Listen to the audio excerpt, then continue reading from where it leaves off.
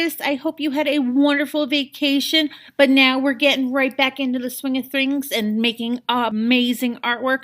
And today we're going to talk about the process that an artist goes through. So the process is where we start at the beginning of the project and we work through our project to the end result, which is a beautiful piece of work.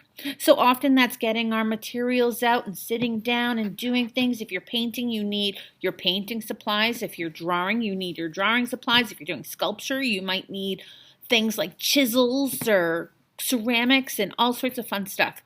So we're going to look at a famous artist that I know that you know who he is, and we're going to actually learn his process and see him actually do his work. It's pretty amazing.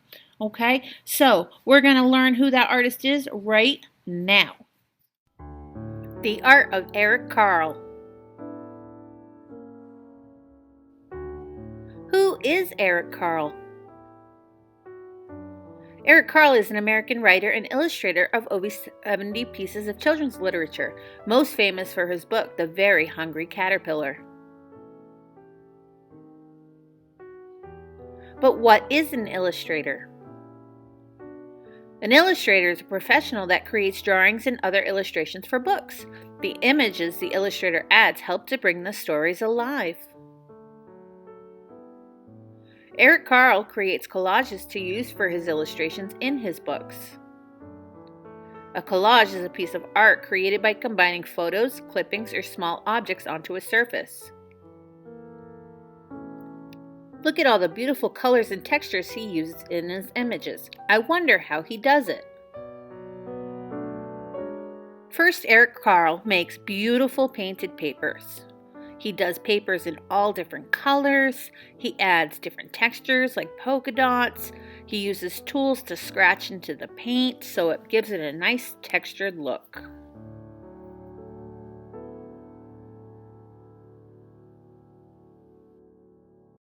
Now he has to set it aside to dry, and he'll go back to making more paper. He keeps all different colors and textures in different bins that he can use for different projects.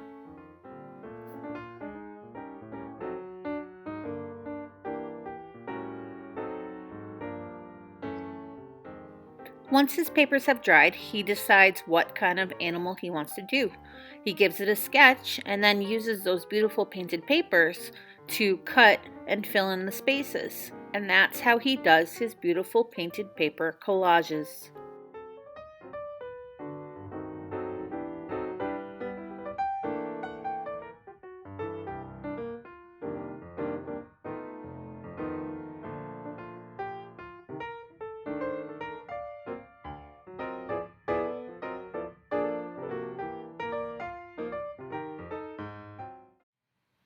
So how great was it to see Eric Carle actually working in person, to see how he goes and he creates beautiful papers that he can use anytime he wants, and then when he's ready to make a beautiful picture, he takes those papers and he cuts and glues them together and makes a collage. So that's exactly what we're going to be doing. We're going to be creating our own artwork in the style of Eric Carle. Okay. So this week we're going to be making the fancy papers. You can use paints, you can use markers, you can use crayons, whatever you have at home to create and make beautiful paper. And then next week we're going to cut and glue them together to make our collage animals. Okay, so let's go. So for this we are going to be needing a bunch of different colors of textured paper. So we are going to take 2 pieces of paper, and I'm going to fold them both in half twice. So that's going to give me 8 different colored sections. So for this project, we are going to need any art supplies that you have. I'm going to show you a bunch of different variations with using simple supplies like crayons and markers, but think if you have paints or stamps or sponges. I'm going to show you some examples of those. All right, so the first one we can do is we can make some colored paper just by coloring the square one color. Notice I'm actually not trying to be neat with my coloring because I want to get that textured look. So now I can maybe add some lines, patterns, the different color. And let's give a color to make it pop. How about some polka dots?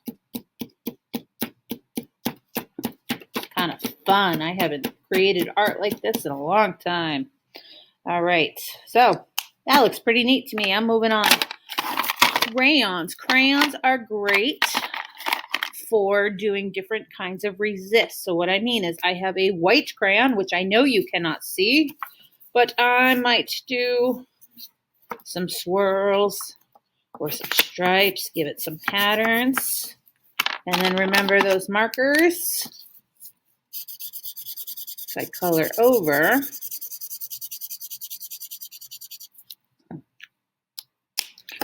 you will see the white come through.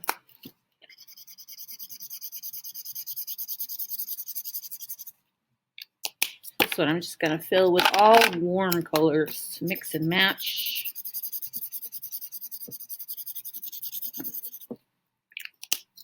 Almost feel like I'm scribbling, and that's okay today. Scribble.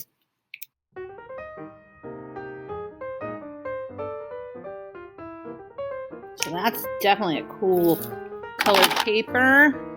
How about using lines to make a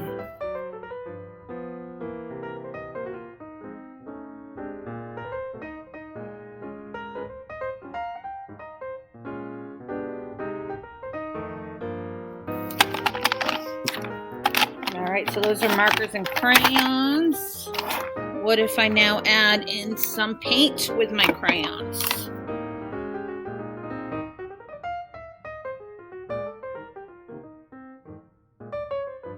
Alright, I have one whole page done and I've got 4 different colors. And now let's show you some more. So I'm going to keep going with my watercolor paints.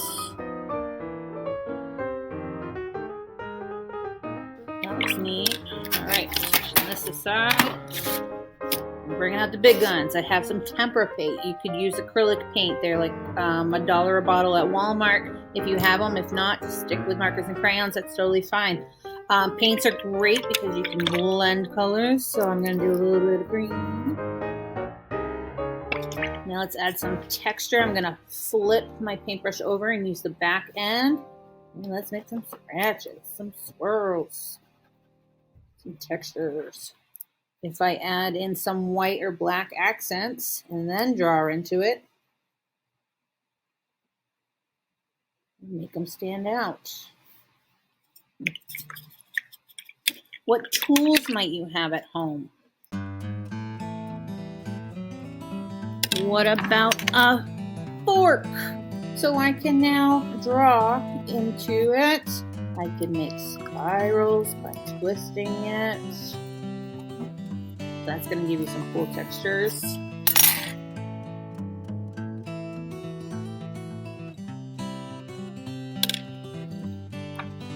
How about a sponge? So I put some paint on a sponge, wipe it off. That's going to give a great texture.